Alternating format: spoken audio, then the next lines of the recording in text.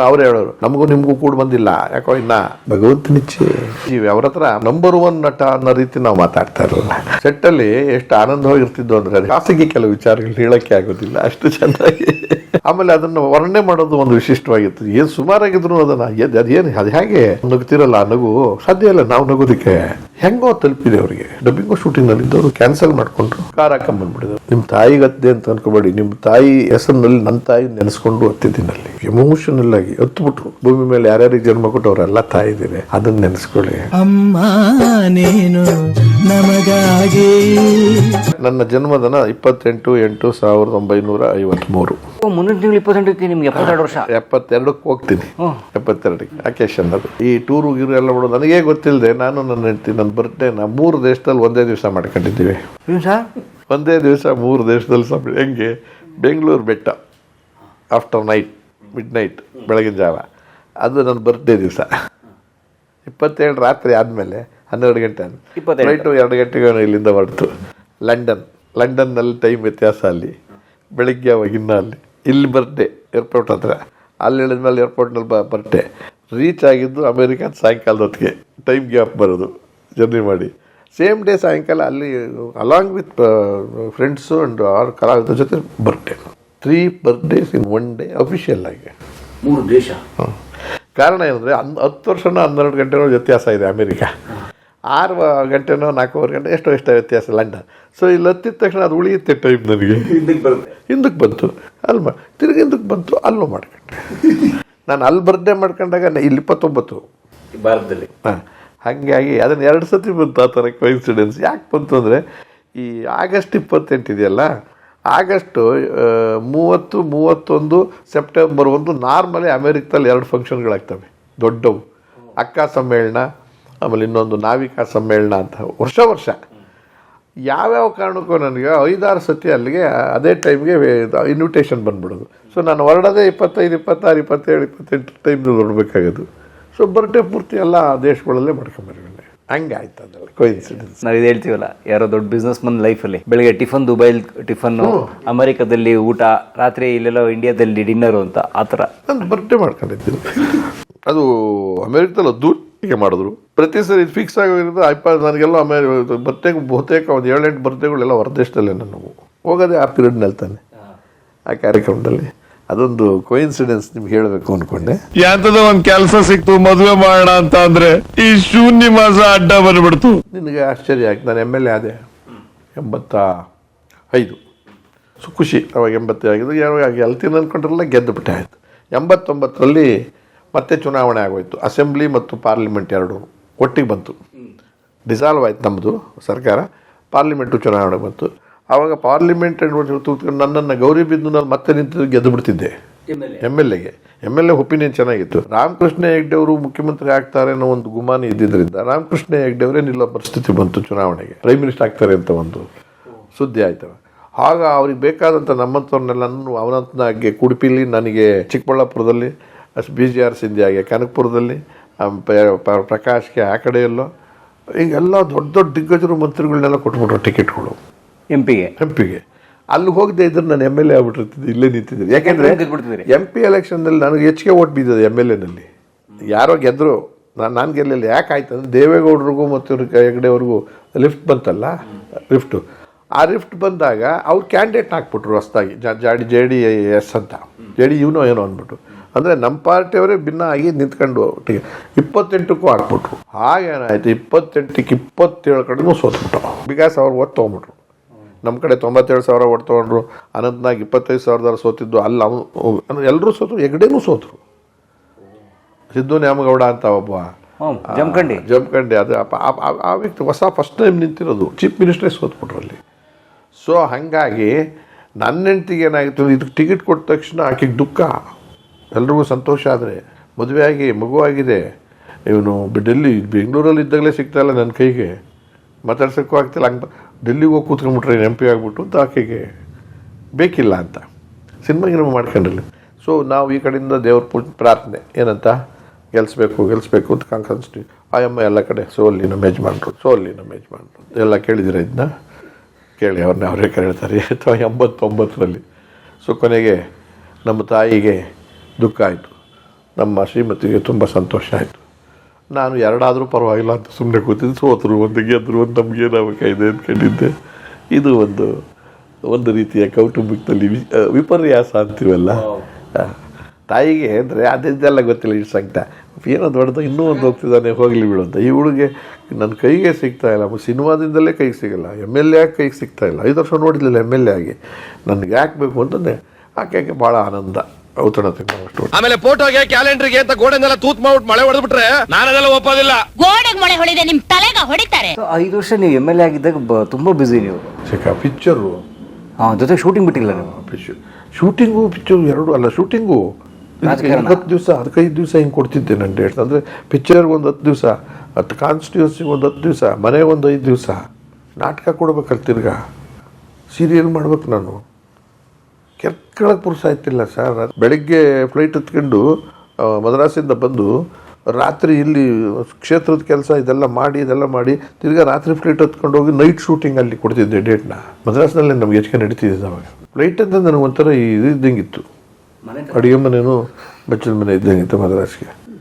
ಆಮೇಲೆ ಒಂದೊಂದು ದಿವಸ 2 ಪಿಕ್ಚರು ಶೂಟಿಂಗು, ಬೆಳಗ್ಗೆಯಿಂದ ಮಧ್ಯಾಹ್ನ ತನಕ ಒಂದು, ಮಧ್ಯಾಹ್ನದಿಂದ ರಾತ್ರಿ ಒಂದು, ಇನ್ನೊಂದೊಂದು ದಿವಸ 3 ಪಿಕ್ಚರು ಮದ್ರಾಸ್ನಲ್ಲಿ. ಅಲ್ಲಿರೋ ಪ್ರೊಡ್ಯೂಸರ್ಸ್ ಎಲ್ಲ ಟಚ್ ಅಪ್ ಮಾಡ್ಕೊಂಬಿಡೋರು ಅಂದ್ರೆ ಒಬ್ರಿಗೊಬ್ರು. ಅಂದರೆ ಆ ಪ್ರೊಡ್ಯೂಸರ್ ನಿಂಗೊಂದು ದಿವಸ ತಗೋ, ನಂಗೊಂದು ದಿವಸ ಕೊಡು, ನಿಂಗೊಂದು ದಿವಸ ಕ್ಯಾರೆಕ್ಟರ್ಗಳನ್ನ ನನ್ನ. ಸೊ ಬೆಳಗ್ಗೆ ಯಾರು ಕಾರ್ ಬರುತ್ತೋ ಅದ್ರೊಳಗೆ ಕೂತ್ಕೊಂಡ್ರೆ ಅದು ಯಾವುದೋ ಸ್ಟುಡಿಯೋ, ಅದಕ್ಕೆ ತಿರುಗಿ ಕರ್ಕೊಂಡು ಹೋಗ್ತದೆ. ಬೆಳಗ್ಗೆ ಇನ್ನೊಂದು ಕಡೆ ಕರ್ಕೊಂಡು ಹೋಗ್ಬಿಡೋರು. ನನಗೂ ಅದು ಗೊತ್ತೂ ಆಗ್ತಿರ್ಲಿಲ್ಲ. ಕಾರ್ ಬಂತ ಕೂತ್ಕೋ ಹೋಗು. ಅವರೇ ನಾನು ಅಲ್ಲಿ ಮಾತಾಡಿದ್ದೀನಪ್ಪ, ನಿಂದು ಅವ್ರ ಡೇಟು ಬಿಡಿಸ್ಕೊಂಡಿದ್ದೀನಿ, ನೀನು ಇಲ್ಲಿ ಪಾತ್ರ ಮಾಡು. ಈ ಡೈರೆಕ್ಟರ್ ಬೇರೆ, ಆ ಡೈರೆಕ್ಟರ್ ಬೇರೆ, ಆ ಡೈರೆಕ್ಟರ್ ಬೇರೆ, ಈ ಡೈಲಾಗೇ ಬೇರೆ, ಆ ಕಥೆನೇ ತಲೆನೇ ಕೆಡ್ಸ್ಕೊಂತಿರ್ಲಿಲ್ಲ. ಹೇಳ್ಕೊಡೋದು ಹೇಳ್ತಾ ಹೋಗ್ತಾ ಇರೋದು ಅಷ್ಟು. ಅದೇನೋ ಪಾತ್ರ ಕ್ಯಾರೆಕ್ಟರ್ ಹಿಂಗಿರ್ಬೇಕು ಆ ಥರದ 2 ನಿಮಿಷಕ್ಕೆ ಗೊತ್ತಾಗ್ಬಿಡ್ತಿತ್ತಲ್ಲ ಸರ್. ಹೇಳಿ ಸುಮ್ಮನೆ ಕೇಳುವೇನೆ, ಶ್ರೀಮಂತನ ಬಡವನ, ಶ್ರೀಮಂತ, ಹಳ್ಳಿಯವನ ಪಟ್ಟಣದವನ, ಬುದ್ಧಿವಂತನ ದಂಡ, ಕ್ರಿಮಿನಲ್ನ ಅಥವಾ ಗುಡ್ ಪರ್ಸನ್, ಮದುವೆ ಆಗಿದೆಯಾ ಮದುವೆ ಆಗಿಲ್ವಾ ಸರ್, ಜಮೀನ್ದಾರನ, ಬಿಸ್ನೆಸ್ ಮೆನ್ನ, ಓತ್ಲ ಪಾರ್ಟಿನ. ಇಷ್ಟು ಪಿಕ್ಚರ್ ನನಗೆ ಸಿಕ್ಬಿಟ್ರೆ ಸಿಗೋಯ್ತಲ್ಲ. ರೈತ ಅಂದ ತಕ್ಷಣ ನನ್ನ ಕ್ಯಾರೆಕ್ಟರ್ ಬೇರೆ, ಡ್ರೆಸ್ಸು ಚೇಂಜು, ಡ್ರೆಸ್ಸಲ್ಲೇ ಗೊತ್ತಾಗ್ಬಿಡ್ತಿತ್ತು. ನಾನು ಸೂಟ್ ಹಾಕವ್ರೆ ಅಂತ ಹೇಳಿ ಯಾರೋ ಬಿಗ್ ಮ್ಯಾನ್ ಇವನು, ಅದರೊಳಗೆ ಕೆಟ್ಟವನ ಒಳ್ಳೆಯವನು ಅಷ್ಟೇ ತಿಳ್ಕೊತಿದ್ದು ನಾನು. ನೀವು ವಿಲನ್ ಸರ್, ಮುಗೀತು ಹೋಗಿ. ಬಾಡಿ ಲ್ಯಾಂಗ್ವೇಜೇ ಬೇರೆ ಗೊತ್ತಾಗ್ಬಿಡ್ತು. ಒಂದು ಸೆಂಟೆನ್ಸಲ್ಲಿ ಹೋಗ್ತಿದ್ದಂಗೆ ಡೈರೆಕ್ಟ್ರ್. ಆಮೇಲೆ ಡೈರೆಕ್ಟ್ರ್ ಟಕ್ ಅಂತ ನಮ್ಗಳಿಗೆ ಕತೆ ಹಿಂಗೆ, ನೀನು ಇಂಥವನು ಅಂಬರೀಷ್ಗೂ ನಿಮಗೂ ಈ ಸಂಬಂಧ, ನಿಮ್ಮ ತಂಗಿನ ಅಂಬರೀಷು ಲವ್ ಮಾಡ್ಬಿಟ್ರೆ ನಿಮ್ಗೆ ಇಷ್ಟ ಇಲ್ಲ, ಅದರ ರಿವೆಂಜ್ ತಿರ್ಸ್ಕೊತೀವಿ, ಬಿಡಿ ಆಯಿತು ಅಂತ ಅಷ್ಟೇ.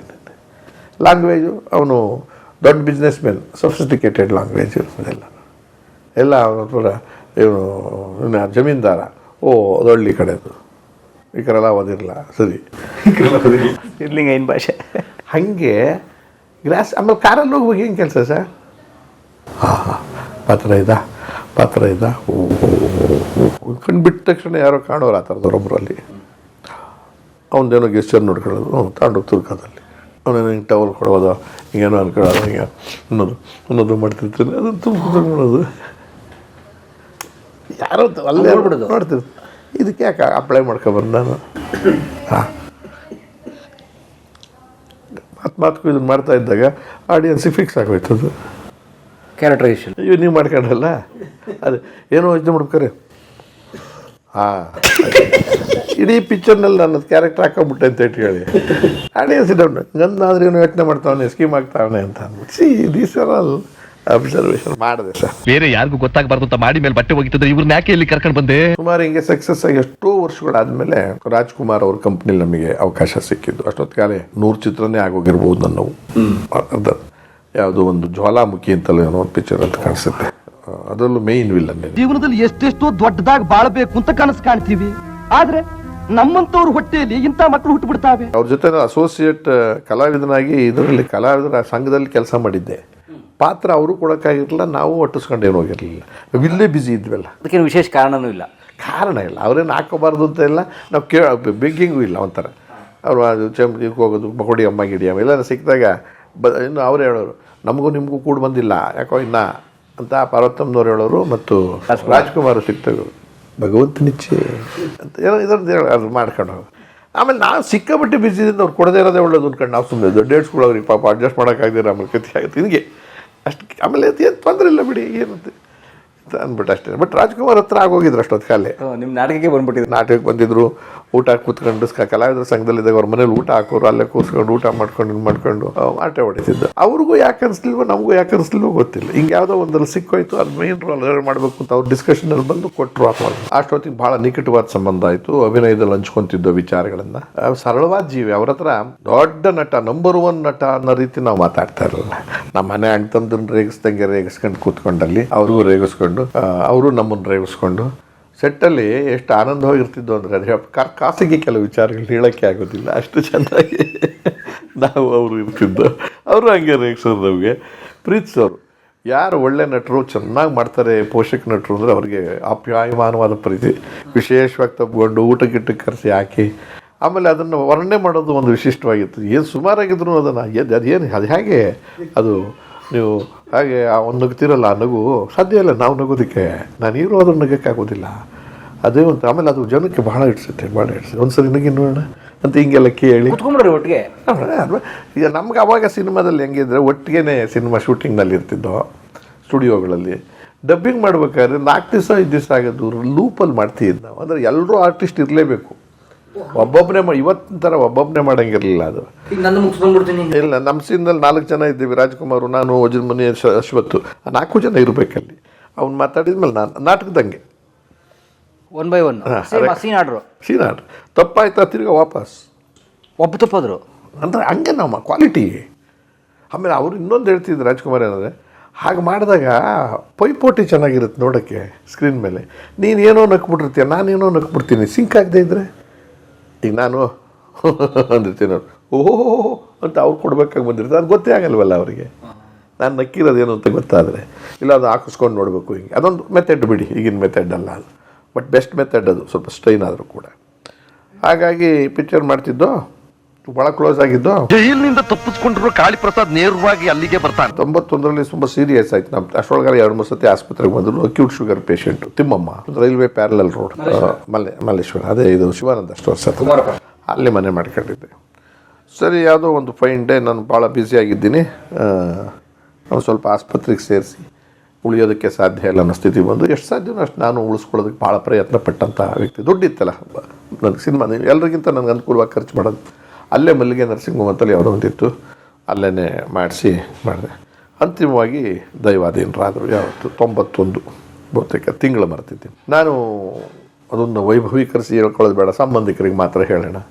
ಅಮ್ಮನ ಕಳ್ಕೊಂಡಿದ್ದ ದುಃಖ ಇದನ್ನೇನು ದೊಡ್ಡದು ಮಾಡೋದು ಅಂತ ನನ್ನ ಯಾರಿಗೂ ಹೇಳೋಕ್ಕೆ ಬರಲಿಲ್ಲ. ಬರೀ ನಮ್ಮ ನಾಟಕದವ್ರು ನನ್ನ ಜೊತೆ, ಅದಕ್ಕಿಂತ ಹಿಂದೆ 15 ವರ್ಷದಿಂದ ಯಾರಿದ್ದರು ನನ್ನ ಜೊತೆ, ಅವರು ಮತ್ತು ನಮ್ಮ ಸಂಬಂಧಿಕರು ಅಂತ ಹೇಳಿದ್ರು. ನಮ್ಮನೆ ರೈಲ್ವೆ ಪ್ಯಾನಲ್ನಲ್ಲೇ, ಆ ರಸ್ತೆನಲ್ಲೇ ಬಾಡಿ ಇಟ್ಕೊಂಡು ಒಂದು ಸಣ್ಣ ಪೆಂಡಾಲ್ ಹಾಕ್ಕೊಂಡು ಅದೇನೋ ಮಾಡಬೇಕಲ್ಲ ಶಾಸ್ತ್ರಗಳನ್ನೆಲ್ಲ ಮಾಡಿ, ಇನ್ನೂ ಯಾರೋ ಬರಬೇಕಾಗಿತ್ತು. ಹಾಗಾಗಿ ಇನ್ನೂ ಒಂದು 3 hours ತಡ ಅಂತ ಅಂದರು, ಕುಂಡ್ರಿಸ್ಕೊಂಡಿದ್ದ. ನನಗೆ ಈ 3 ದಿವಸದಿಂದ ರಾತ್ರಿ ಆಗಲೂ ಆಸ್ಪತ್ರೆಯಲ್ಲಿ ಓಡಾಡಿ ತಲೆನೋವು, ಡಿಪ್ರೆಷನ್ನು ಇದೆಲ್ಲ ಆಗಿತ್ತು. ಸರಿ, ಒಂದು ಕಾಫಿ ಕುಡ್ಕ ಮನೇಲಿ ಕಾಫಿ ಮಾಡೋ ಸ್ಥಿತಿಲಿ ಇಲ್ವಲ್ಲ, ಬಾಡಿ ಇಟ್ಕೊಂಡಿದ್ದೀವಿ. ಹತ್ತಿದ್ದಾಯಿತು, ದುಃಖ ಆಯಿತು, ಎಲ್ಲ ಆಯಿತು. ನಾನು ಅಲ್ಲಿಂದ ಇದೆಯಲ್ಲ ಶಿವಾನಂದ ಸ್ಟೋರ್ ಸರ್ಕಲ್ನಲ್ಲಿ ಯಾವುದೋ ಒಂದು ಹೋಟ್ಲಿತ್ತು, ಕಾಫಿ ಕುಡ್ಕೊಂಬರೋಣ ಅಂತ 2 ಜೊತೆ ಹೊರಟೋಗಿದ್ದೀನಿ. ನೋಡಿ, ಇವರು ನನ್ನ ಜೊತೆಲಿ ಪಾತ್ರ ಮಾಡಿದ್ರು, ಎಲ್ಲ ಮಾಡಿದ್ರು. ಈ ಮೆಸೇಜ್ ಏನು ಕೊಟ್ಟಿಲ್ಲ ನಾನು, ಯಾರಿಗೂ ತಿಳಿಸಿಲ್ಲ. ಅವ ಈ ಥರದ್ದು ಮಾಡಿ ಮೀಡಿಯಾಗಳು ಇರಲಿಲ್ವಲ್ಲ, ಆಗ್ತಾಯಿತ್ತು. ಬರೀಬೇಕಾಯ್ತು, ಕಳಿಸ್ಬೇಕಾಯ್ತು, ತಿಳಿಸ್ಬೇಕಾಯ್ತು. ಹೆಂಗೋ ತಲುಪಿದೆ ಅವರಿಗೆ. ಅವರು ಶೂಟಿಂಗ್ನಲ್ಲಿದ್ದವರು ಇನ್ನೊಂದು ಕಾಣಿಸುತ್ತೆ, ಡಬ್ಬಿಂಗು ಶೂಟಿಂಗ್ನಲ್ಲಿದ್ದವರು ಕ್ಯಾನ್ಸಲ್ ಮಾಡಿಕೊಂಡ್ರು. ಹೇಳಲಿಲ್ಲ, ಕೇಳಲಿಲ್ಲ, ಅವ್ರ ಪಾಡಿಗೆ ಅವರು ಬರ್ತೀವಿ ಅಂತಲೂ ಹೇಳಿ ಕಳ್ಸೋಕ್ಕೆ ಹೋಗಲಿಲ್ಲ. ವಿಷಯ ಗೊತ್ತಾಗಿದೆ.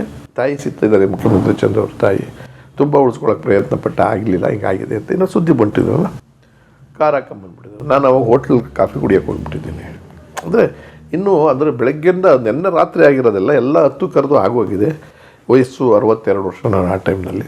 ಬಂದುಬಿಟ್ಟಿದ್ದಾರೆ. ಬಂದು ಇವರೆಲ್ಲ ಗಾಬರಿ, ನಮ್ಮ ಇವರು ಸಂಬಂಧಿಕರಿಗೆಲ್ಲ. ರಾಜ್ಕುಮಾರ್ ಎದುರುಗಡೆ ಪ್ರತ್ಯಕ್ಷರಾಗ್ಬಿಟ್ರೆ ಟಪ್ ಅಂತ ಅಂದ್ಬಿಟ್ಟು ಅಂತ. ನಾನು ಒಬ್ಬನಿಗೆ ಬಿಟ್ಟರೆ ಅವ್ರು ಯಾರು ನಿಕಟವಾಗಿ ಏನೂ ಸಂಬಂಧ ಇಲ್ವಲ್ಲ. ಎಲ್ಲ ಎದ್ದು ನಿಂತ್ಕೊಂಡು ಅದು ದುಃಖದಲ್ಲಿ ಎಲ್ಲ ಕೂತ್ಕೊಳ್ಳಿ ಸಮಾಧಾನ. ಎಲ್ಲಿ ಚಂದ್ರು ಅವರು ಅಂತ ಕೇಳಿದ್ದಾರೆ.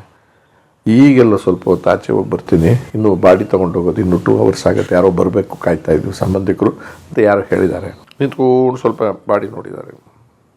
ನೋಡಿ, ಕೂತ್ಬಿಟ್ಟಿದ್ದಾರೆ ಕೆಳಗಡೆ ಕಾಲ ಹತ್ರ. ಇದು ಬಾಡಿ ಹಿಂಗಿದೆ, ಕಾಲ ಹತ್ರ ಇಲ್ಲಿ ಮಕ ಹಿಂಗೆ ನೋಡಿ ಕೂತಿದ್ದಾರೆ. ನಮ್ಮ ಇಡೀ ಪಾದವನ್ನು ಚೆನ್ನಾಗಿ ಹಿಡ್ಕೊಂಡಿದ್ದಾರೆ. ಅನ್ನ ನಮ್ಮ ತಾಯಿ ಅಂದ್ಬಿಟ್ಟು ಕಣ್ಣಲ್ಲಿ ನೀರು ಹಾಕಿದ್ದಾರೆ. ಅವರು ಹತ್ತಿದ್ದಾರೆ ಅಂದ್ರೆ ಜೋರಾಗಳ ಒಂಥರ ಒಂದೆಲ್ಲ ಎಲ್ಲೂ ಒಂಥರ ಸಿನಿಮಾದಲ್ಲಿ ನಡೆದೆಲ್ಲ ಆಗಿ ಮತ್ತು ಕಾಲಿಗೆ ನಮಸ್ಕಾರ ಹಾಕಿ ಇನ್ನೊಂದು ಸರಿ ಹತ್ತಿರಕ್ಕೆ ಹೋಗಿ ನೋಡಿಕೊಂಡು ಬಂದು ಒಂದು ಮೂಲೆಯಲ್ಲಿ ಹೋಗಿ ಅವರು ನಿಂತ್ಕೊಂಡಿದ್ದಾರೆ, ಚೇರ್ ತೊಗೊಂಡೋಗಿದ್ದಾರೆ. ಚಂದ್ರು ಬರಲಿ ಆಮೇಲೆ ಹೋಗ್ತೀನಿ, ನಾನು ಬರೋವರೆಗೂ ಕಾಯ್ದಾರೆ. ಒಂದು 10-12 ನಿಮಿಷ ಆಗಿರ್ಬೋದು, 15 ನಿಮಿಷ. ಆಮೇಲೆ ಬಂದು ಮೆಸೇಜ್ ಯಾರೋ ಬಂದು ಹೇಳಿದ್ರು, ಬಂದೆ ನಿಧಾನಕ್ಕೆ ಬನ್ನಿ. ಒಂದು ಹೆಗನ ಮೇಲೆ ಕೈ ಹಾಕ್ಕೊಂಡ್ರು. ಒಂದು ಸ್ವಲ್ಪ ದೂರ ಇನ್ನೂ ಕರ್ಕೊಂಡೋದ್ರು ಆ ಕಡೆ. ಭಗವಂತ ನಿಶ್ಚಯ, ಯಾರೇನು ಮಾಡೋಕ್ಕಾಗಲ್ಲ. ವಿಷಯ ಗೊತ್ತಾಯಿತು, ಬಂದೆ. ಕಾರಣ ಹೇಳ್ತೀನಿ, ತಾಯಿ ಅಂದರೆ ಎಷ್ಟು ಸಮಸ್ಯೆ ಸಂದರ್ಭ, ತಾಯಿ ಅಂದರೆ ಏನೇನು ಇಂಪಾರ್ಟೆನ್ಸು ಅಂತ ನನಗೆ ಭಾಳ ಗೊತ್ತಿದೆ, ನಿಮಗಿಂತನೂ ಕೂಡ. ನಾನು ತಾಯಿ ಕಳ್ಕೊಂಡಿದ್ದೀನಿ. ನನ್ನ ಕಷ್ಟ ನೀವು ಅನುಭವಿಸಿದ್ದೀರೋ ಇಲ್ವೋ, ಬಟ್ ಗೊತ್ತಾಗುತ್ತೆ. ದುಃಖ ಪಡಬೇಡಿ, ಇದು ಎಲ್ಲರ ಮನೆಯಲ್ಲೂ ಆಗಬೇಕಾದ ಕೆಲಸವೇ. ಯಾವತ್ತೋ ಒಂದು ದಿವಸ ಆಗುತ್ತೆ. ಇವತ್ತು ನಿಮ್ಮ ಮನೇಲಿ ಆಗಿದೆ, ಅದೇ ತಡ್ಕೊಳ್ಳಿ ಅಂತೀನಿ, ಬೇಜಾರು ಮಾಡ್ಕೋಬೇಡಿ. ನಾನತ್ತೆ ನಿಮ್ಮ ತಾಯಿಗತ್ತೆ ಅಂತ ಅಂದ್ಕೋಬೇಡಿ. ನಿಮ್ಮ ತಾಯಿ ಹೆಸರಿನಲ್ಲಿ ನನ್ನ ತಾಯಿ ನೆನೆಸ್ಕೊಂಡು ಹತ್ತಿದ್ದೀನಲ್ಲಿ. ಈ ತಾಯಿ ಥರ ನನಗೆ ಇದ್ದರು, ಹಾಗೆ ಎಮೋಷನಲ್ ಆಗಿ ಹತ್ಬಿಟ್ರು. ಆಮೇಲೆ ನಾನು ಹೇಳ್ತಿದ್ದೆ, ಕಣ್ಣು ಒರೆಸಿದ್ರು, ಒಂದು ಕೆಲಸ ಮಾಡಿ, ಇದೆಲ್ಲ ಮುಗಿದ ಮೇಲೆ ನಿಮಗೆ ಯಾರು ಇಷ್ಟ ಆಗ್ತಾರೋ ಅವ್ರನ್ನೇ ತಾಯಿ ಅಂದ್ಕೊಂಡು ನೆನೆಸ್ಕೊಂಡು ನಗ್ತಾಯಿರಿ. ಎಲ್ಲರೂ ತಾಯಿದ್ದೀರಿ ಅಲ್ವರ, ನಮ್ಮ ತಾಯಿನೇ ತಾಯಿ ಅಂತ ಯಾಕೆ ಅಂದ್ಕೋಬೇಕು ನಾವು? ಭೂಮಿ ಮೇಲೆ ಯಾರ್ಯಾರಿಗೆ ಜನ್ಮ ಕೊಟ್ಟು ಅವರೆಲ್ಲ ತಾಯಿದ್ದೀರಿ, ಅದನ್ನು ನೆನೆಸ್ಕೊಳ್ಳಿ. ಬರ್ತದೆ ಸರ್, ನನಗೂ ಅನಿಸಿದೆ. ಆಮೇಲೆ ಮನೆಗೆ ಬನ್ನಿ ಒಂದು ಸರಿ, ಕೆಲಸ ಎಲ್ಲ ಮುಗಿಲಿ ಅಂತೇಳಿ ಮತ್ತೆ ನಮಸ್ಕಾರ ಹಾಕಿ ಸಮಾಧಾನ ಮಾಡಿ ಒಂದೂವರೆ ಗಂಟೆ ಇದ್ದು ಲೆಕ್ಕ ಹಾಕ್ಕೊಳ್ಳಿ. ಗಂಟೆ ಎಲ್ಲರಿಗೂ ನಮಸ್ಕಾರ ಹಾಕಿ ತಿರುಗಿ ತಾಯಿಗೆ ನಮಸ್ಕಾರ ಹಾಕಿ ಅವ್ರು ಹೇಳಿದ್ರು, ಆ ಲಕ್ಷಣ ನೋಡಿದ್ರೆ ಅನ್ನಿಸ್ತು, ಎಂಥ ಮಕ್ಕಳು ಭಾಗ್ಯ ಕೊಟ್ಟಿದ್ದಾರೆ ಈ ಮನೆಗೆ ಅಂತ ಅಂದ್ಬಿಟ್ಟು. ಸ್ವಲ್ಪ ಏನೇನು ಹೇಳ್ಬೇಕಳು ಅದನ್ನು ಒಂದನ್ನು ನೀವು ಯಾರನ್ನಾದರೂ ವಯಸ್ಸಾದವ್ರನ್ನ ತಾಯಿ ಅಂತ ಅನಿಸಿದ್ರೆ ಅವ್ರಿಗೇನಾದ್ರು ಸಹಾಯ ಮಾಡಬೇಕು ಅಂದ್ರೆ ಮಾಡ್ಕೊಳ್ಳಿ, ಆನಂದ ಸಿಗುತ್ತೆ. ಇದು ರಾಜ್ಕುಮಾರ್ ಅವರ ಒಂದು ನಡವಳಿಕೆಯಲ್ಲಿ, ಬೇರೆ ಥರದ ನಡವಳಿಕೆಯಲ್ಲಿ ಒಂದು ನಡವಳಿಕೆ ಇದು. ಹೇಳಿಲ್ಲ ಹೇಳಿಲ್ಲ, ಸಾರ್ವತ್ರಿಕ ಬಂದರು, ಹತ್ತರು, ಎಲ್ಲ ಮಾಡಿದ್ರು, ಮುಗಿಸಿದ್ರು. ಹೋಗ್ದಾದ್ಮೇಲೆ ಬನ್ನಿ ಅಂತ. ಆಮೇಲೆ ಫೋನ್ ಮಾಡಿ ಎಲ್ಲ ಆಯ್ತಾ, ಸಾಂಗೋಪಾಂಗವಾಗಿ ಆಯಿತು. ಅದೇನೋ ಶಾಸ್ತ್ರ ಇದೆಲ್ಲ ಆಗೋಯ್ತಾ, ಮರಿತಾ ಬನ್ನಿ, ಇನ್ನು ಕೆಲಸದಲ್ಲಿ ತೊಡಗಿಸ್ಕೊಳ್ಳಿ. ಸುಲಭ ಅಲ್ಲ ಮರೆಯೋದು, ಮರೀರಿ. ಏನು ಹೇಳ್ತೀರಿ ಇದಕ್ಕೆ? ನಾ ಅಮ್ಮ ಎಂದಾಗ ಏನು ಸಂತೋಷವು. ನಮ್ಮ ತಾಯಿ ಎಷ್ಟು ದುಡ್ಡು ಗುಣ ಅಂತ ಹೇಳ್ತೀನಿ ಕೇಳಿ. ತಾಯಿ ಇದು ಇಂಥದ್ದು. ನಾವು ಚಿಕ್ಕ ಹುಡುಗರು ಆ ಟೈಮ್ನಲ್ಲಿ ನಮ್ಮೂರಿನಲ್ಲಿ ಇದು ಗ್ರಾಮ ಪಂಚಾಯತಿ ಚುನಾವಣೆ ಬಂದಿದೆ. ಊರವರೆಲ್ಲ ನಮ್ಮ ತಂದೆಯವರು ಸ್ವಲ್ಪ ಅಕ್ಷರಸ್ಥರು ಆ ಕಾಲದ LSA ಅಂತಾರಲ್ಲ ಓದಿತ್ತು, ಅಂದರೆ 7ನೇ ಕ್ಲಾಸ್ ಏನೋ ಅಂತ ಸಮಥಿಂಗ್ ಏನೋ. ಅವತ್ತಿನ ಲೋಯರ್ ಸೆಕೆಂಡ್ರಿ, ಇವತ್ತು ದೊಡ್ಡ PUC ಓದ್ದಂಗೆ ಅಂದ್ಕೊಳ್ಳಿ. ಅವರು ಚುನಾವಣೆ ಹಿಂದೆ ಎಲ್ಲ ಗೆದ್ದಿದ್ದಾರೆ. Highly disciplined, strict. ನಿಮ್ಗೆ ಹೇಳಿದ್ನಲ್ಲ, ಈ ಮಳೆ ಹೊಡೆದ್ರು ಅವರು ಅಂತ ಮುಂಗೋಪಿ, ಸಿಟ್ಟು, ಡಿಸಿಪ್ಲಿನ್ ಅಂತ. ಹಂಗೆ ಸಿಟ್ಟಿವ್ರೆ ಚುನಾವಣೆಗೆ ನಿಂತು ಗೆದ್ದು ಬಿಟ್ಟಾಗ ಈ ಊರಲ್ಲಿ ಸುಮಾರು ಸಣ್ಣ ಪುಟ್ಟ ತಪ್ಪುಗಳಿರ್ತಾವೆ, ಅವನ್ನೆಲ್ಲನೂ ಸಹಿಸ್ಕೊಳ್ಳೋದು, ರೋಪ್ ಹಾಕ್ಕೊಂಡು ಎಲ್ಲರನ್ನೂ ಎದುರಿಸ್ಕೊಂಡು ಮಾಡಿಬಿಟ್ಟಿದ್ದಾರೆ. ನೆಕ್ಸ್ಟ್ ಟೈಮ್ ಚುನಾವಣೆ ಬಂದುಬಿಡ್ತು. ಆ ಚುನಾವಣೆಗೆ ನಮ್ಮಪ್ಪ ಕಂಟೆಸ್ಟ್ ಮಾಡೋಕೆ ಊರವರೆಲ್ಲ ಎಲ್ಲ ಮಾಡಿಕೊಡ್ದು. ಅವಿರೋಧವಾಗಿ ಆಗ್ತಿತ್ತು ಅದುವರೆಗೂ. ಈ ಸತಿ ಮಾಡಬೇಡಿ, ಅವ್ರ ಎದುರುಗಡೆ ನಾವು ನಿಂತ್ಕೋತೀವಿ ಅಂದರು. ನಮ್ಮಪ್ಪ ಎಷ್ಟು ರಾಜಿ ಮಾಡಿದ್ರು ಕೊಡಲಿಲ್ಲ ನಿಂತ್ಕೊಳ್ಳೋಕೆ. ನಾನು ನಿಂತ್ಕೋತೀನಿ ಅಂದರು. ಊರಿನವರೆಲ್ಲ ಸೋಲಿಸ್ತೀನಿ ನೀವು. ಭಾರಿ ಇಂಟ್ರೆಸ್ಟಿಂಗ್ ಥಿಂಗ್ ಏನು ಗೊತ್ತರ, ಇದು ಊರಿನಲ್ಲಿ ಅಟ್ಮಾಸ್ಫಿಯರ್ ಕೆಟ್ಟೋಗುತ್ತೆ ಮನೆಯಲ್ಲಿ ಅಂತ ಅಂದ್ಬಿಟ್ಟು ಅವರು ನಮ್ಮ ಅಮ್ಮನೂ ಹೇಳಿದ್ದಾರೆ, ಬ್ಯಾಟ್ರಿ ಯಾಕೋ ವಾತಾವರಣ ಚೆನ್ನಾಗಿಲ್ಲ, ನಿಂತ್ಕೋಬೇಡಿ ಬ್ಯಾಡಿ ಅಂತ ಅಂದವ್ರೆ. ಇಲ್ಲ ಅವ್ರದ್ದು ಹಠ ಗೊತ್ತಲ್ಲ. ಅದೇ ಇವರೇನು ಮಾಡೋದು, ಬೇರೆಯವ್ರು ಯಾರೋ ನಿಂತರೂ ಸೋಲ್ತಾರೆ, ಸುಮ್ಮನೆ ಇರೋದು ಬೇಡ ಅಂತ ನಾನೇ ನಿಂತ್ಕೊತೀನಿ ನಿಮ್ಮ ಮೇಲೆ ಅಂತ ಅಂದಿದ್ದಾರೆ. ನಿಮ್ಮ ತಾಯಿ ಇಂಟ್ರೆಸ್ಟಿಂಗ್ ಕೇಳಿದ್ದು. ಸ್ವಲ್ಪ ಘರ್ಷಣೆ ಆಗಿದೆ. ಏನಿದು ನೀನು? ನಾನೇ ನಿಂತ್ಕೊತೀನಿ. ಯಾರಿಂದಲೇ ಯಾಕೆ ನಿಮ್ಗೆ ಅವಮಾನ ಆಗಬೇಕು? ಬೇರೆಯವರಿಂದ? ನನ್ನಿಂದಲೇ ಆಗಲಿ ಬಿಡಿ. ಕೇಳ್ತಾ ಇಲ್ಲ, ನೀವು ಹಠ ಮಾಡ್ತಾ ಇದ್ದಾರೆ. ಈ ಅಮ್ಮನ ಅವಿರೋಧವಾಗಿ ಆಯ್ಕೆ ಮಾಡೋಕ್ಕೆ ಸಿದ್ಧ ಇದ್ದಾರೆ ಅವರು. ಇವರು ಬೇಡ, ಇವರು ಬಯಸ್ಕೊಳ್ಳೋಕ್ಕಾಗಲ್ಲ ನಾವು ಕೈಲಿದ್ದಲ್ಲ. ಏನು ಎಲೆಕ್ಷನ್ ನಿಂತುಬಿಟ್ರು ಸರ್. ತಂದೆ ಸೋತರು, ಅಮ್ಮ ಗೆದ್ದರು, ಪ್ರೆಸಿಡೆಂಟ್ ಅಮ್ಮ ಆದರು. ಅವರು ಆ ಜಾಗನೇ, ಅವರು ಪ್ರೆಸಿಡೆಂಟ್ ಆಗಿದ್ದವರೇನೆ. ಅಮ್ಮನ ಟ್ರಿಕ್ಸ್ ತಾಯಿದಿರು ಹೆಂಗಸರು ಹೆಂಗೆ ಮಾಡ್ತಾರೆ ಅವ್ರಿಗೆ. ಆಮೇಲೆ ಅವ್ರನ್ನ ಒಳಗೆ ಕರೆದು, ಬೇಜಾರು ಮಾಡ್ಕೋಬೇಡಿ, ಸಿಟ್ಟು ಮಾಡ್ಕೋಬೇಡಿ, ಯಾರೋ ಒಬ್ಬ ವ್ಯಕ್ತಿ ನಿಮಗಿಂತ ದಡ್ಡ ಇರ್ತಕ್ಕಂಥದ್ದು ಗೆದ್ದು ಸೋಲ್ಸಿದ್ರೆ ನಿಮಗೆ ನಾನು ತಡ್ಕೊಳಕ್ಕಾಗಲ್ಲ, ನೀವು ಈಗ ನಾನು ಗೆದ್ದಾಯ್ತಲ್ಲ, ನಾನು 1 ತಿಂಗಳು 2 ತಿಂಗಳು ಸುಮ್ಮನಿರಿ, ಯಾವುದೋ ಕಾರಣ ಹೇಳಿ ರಾಜೀನಾಮೆ ಕೊಡ್ತೀನಿ, ಅಷ್ಟೊತ್ತಿಗೆ ಸಮಾಧಾನ ಮಾಡಿರ್ತೀನಿ, ಅವಿರೋಧವಾಗಿ ನೀವೇ ಆಯ್ಕೆಯಾಗಿ ಮತ್ತು ನೀವೇ ಪ್ರೆಸಿಡೆಂಟು ಮಾಡ್ತೀನಿ, ಸುಮ್ಮನಿರಿ ಅಂತ. ಏನು ಬ್ರೈನ್ ಸರ್ ನಿಮ್ಮ ತಾಯಿದು ಅಂತ ಮುತ್ಸೋದಿದ್ದಾನೆ ಸರ್ ಅವ್ರದ್ದು. ಮಾಡಿ 3 ತಿಂಗಳಾಯಿತು. ಕಾರಣ ಎಲ್ಲರನ್ನೂ ಕುಂಡ್ರಿಸ್ಕೊಂಡು, ನೋಡಪ್ಪ ನಾನು ಅಷ್ಟು ಓದಿಲ್ಲ, ಪ್ರೀತಿಯಿಂದ ನನ್ನ ಒಳ್ಳೆಯವನು ಅನ್ಕೊಂಡು ನೀವು ಮಾಡಿಬಿಡ್ತೀರ, ತಾಲೂಕು ಆಫೀಸ್ಗೆ ಹೋಗಿ ಇಲ್ಲೆಲ್ಲ ಹೋಗಿ ನನ್ನ ಕೈಲಿ ಮಾಡೋಕ್ಕಾಗತ್ತಾ? ನಮ್ಮ ಯಜಮಾನ್ರನ್ನ ಕೇಳೋಕ್ಕಾಗುತ್ತೆ ಇಂಥ ಟೈಮ್ನಲ್ಲಿ ಅವ್ರು ಪೋಸ್ಟಲ್ಲಿ ಇಲ್ಲದೆ ಇದ್ದಾಗ ಮಾಡೋದಿಲ್ಲ. ಈಗೇನು ಮಾಡಿ, ನಿಮ್ಮಲ್ಲೇ ಯಾರಾನು ಆಗೋದಾದ್ರೆ ಆಗಿ ಇಂಥ ಥರ ಪರ್ಕ್ಯುಲೇಟ್ ಮಾಡಿ, ಇಲ್ಲಮ್ಮ ಅದೆಲ್ಲ ಆಗಲ್ಲ, ನಾವು ಮಾಡೋ ಯಾವ್ರ ಕೈಲ ಕೆಲಸ ಮಾಡಿ ನಾನು ಬುದ್ಧಿ ಹೇಳ್ತೀನಿ. ಆಮೇಲೆ ಇನ್ಮೇಲೆ ಅದು ಗೊತ್ತಾಗಿದೆ, ಅದರಿಂದ ನಾನು ಮೆಂಬರ್ಶಿಪ್ಪಿಗೆ ರಾಜೀನಾಮೆ ಕೊಡ್ತೀನಿ, ಆ ಜಾಗಕ್ಕೆ ಅವ್ರನ್ನ ಆಯ್ಕೆ ಮಾಡ್ಕೊಳ್ಳಿ, ಇಷ್ಟ ಆಯಿದ್ರೆ ಪ್ರೆಸಿಡೆಂಟ್ ಮಾಡ್ಕೊಳ್ಳಿದ್ರೆ ಬಿಟ್ಬಿಡಿ. ಇಷ್ಟು ಹೇಳಿದ ಮೇಲೆ ಬಿಡ್ತಾರ ಅಲ್ಲಿ? ಇಲ್ಲಮ್ಮ ಅವ್ರನ್ನೇ ಮಾಡೋಣ ಬಿಡಿ ಅಂತ ಇವ್ರು ಕುಂಡ್ರಿಸ್ಬಿಟ್ಟು 3 ತಿಂಗಳಿಗೆ ತಿರುಗಿ ಅವರೇ ಪ್ರೆಸಿಡೆಂಟಾಗಿ ಮನೇಲಿ ಹೆಂಗೆ ಯಾವ ಥರ ಹೇಳ್ತಾರೆ. ಇದು ನಮ್ಮ ತಾಯಿಯ ಗುಣ, ಬುದ್ಧಿವಂತಿಕೆ ಅದು. ಅಂದರೆ ಊರಲ್ಲಿ ಹೆಬ್ಬೆಟ್ಟಾದರೂ ಊರಲ್ಲಿ ನಮ್ಮ ತಂದೆಯವರು ಒಳ್ಳೆಯವರು, ಡಿಸಿಪ್ಲಿನ್, ಪ್ರಾಮಾಣಿಕ, ಅವರ ಮುಂಗೋಪ ತಡ್ಕೊಳ್ಳೋಕೆ ಸಾಧ್ಯ ಇಲ್ಲ ಊರಿನವ್ರಿಗೆ. ಎಮ್ಮನ ಒಳ್ಳೆತನ ಇತ್ತಲ್ಲ, ಅದನ್ನು ಮೀರಿಸಿ ನಿಂತುಬಿಟ್ರು ಇವರು. ಊರಿನವ್ರು ಅಷ್ಟು ಜನ ಏನು ಸಜೆಷನ್ ಬೇಕಾದ್ರು ಎಮ್ಮನ ಕೇಳೋರು, ಇವರು ಅಡ್ವೈಸ್ ಮಾಡೋದು, ಮದುವೆದು ಗಿದುವೆದು ಎಲ್ಲ. ಇವರು ಆಮೇಲೆ ಇವ್ರಿಗೆ ಕನ್ವಿನ್ಸ್ ಮಾಡಿ ಇವ್ರನ್ನೂ ಇನ್ವಾಲ್ವ್ ಮಾಡಿಸೋದು, ಈ ಥರ. ಇದಕ್ಕೆ ಹೇಳಿದ ಸಂಸಾರನ ಹೆಂಗೆ ಮೇಂಟೈನ್ ಮಾಡ್ತಾರೆ, ಏನೇನಾಗುತ್ತೆ ಅನ್ನೋದು ನಮ್ಗೆ ಅರ್ಥನೇ ಆಗಲ್ಲ. ಅದ್ರ ಗುಣಗಳೆಲ್ಲ ನನಗೆ ಬಂದಿದೆ ಅಂತ ಕಾಣಿಸುತ್ತೆ. ತಾಯಿ ಗುಣ ಬಂದು, ತಾಯಿ ಗುಣ, ತಂದೆ ಗುಣ, ಸಿಟ್ಟು ಮಾಡ್ಕೋತೀನಿ ನಾನು, ಅದು ಬಂದಿರ್ಬೋದು. ಆ ಥರ ನಾಲೆಡ್ಜು, ಆಮೇಲೆ ಪ್ರಾಮಾಣಿಕತೆಲ್ಲ ಅವೆಲ್ಲ ಅಳವಡಿಸ್ಕೊಂಡಿರ್ಬೋದು ನಾನು. ಕಲಾ ಮಾಧ್ಯಮದ ಎಲ್ಲ ಎಪಿಸೋಡುಗಳು ನಿಮಗೆ ಸಿಗಬೇಕು ಅಂತಂದ್ರೆ ಕಲಾ ಮಾಧ್ಯಮ ಯೂಟ್ಯೂಬ್ ಚಾನೆಲ್ನ ಸಬ್ಸ್ಕ್ರೈಬ್ ಮಾಡಿ, ಬೆಲ್ ಐಕಾನ್ನ ಕ್ಲಿಕ್ ಮಾಡಿ, ತಪ್ಪದೇ ಮಾಡಿ. ಸ್ನೇಹಿತರೆ, ಕಲಾ ಮಾಧ್ಯಮದ ಎಲ್ಲ ಸಂದರ್ಶನಗಳನ್ನು ನೀವೀಗ ಓದಬಹುದು. www.kalamadhyama.com ಈ ವೆಬ್ಸೈಟ್ಗೆ ವಿಸಿಟ್ ಮಾಡಿ, ಇಂಟರ್ವ್ಯೂಗಳನ್ನು ಓದಿ. ಓದುವ ಸಂಸ್ಕೃತಿ ಹೆಚ್ಚಾಗಲಿ. ಧನ್ಯವಾದ.